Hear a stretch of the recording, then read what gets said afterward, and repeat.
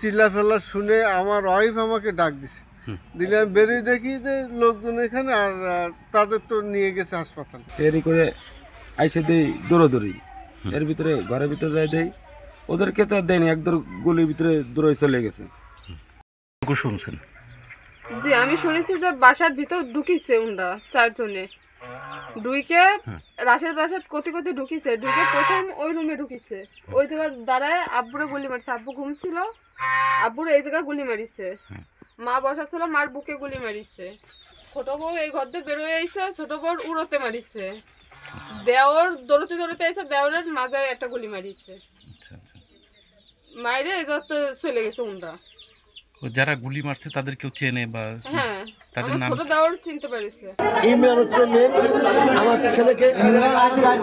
ছেলে বিয়ে করছে, সেই ছেলের তো সে মেয়েরও তো ছেড়ে দিছে, মেয়ে ছেড়ে দিছে তারাই।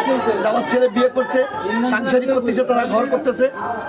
এই অবস্থায় এসে এই ঘুমন্ত অবস্থায় তারা এই পরিবারের 4টে লোককে গুলি করছে।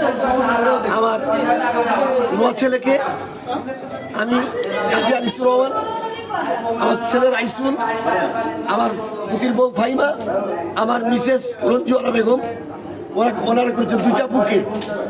উনি ঢাকা চলে গেছে, এখন আল্লাহ ভরসা বেঁচে থাকবে কিনা এটা জানি না।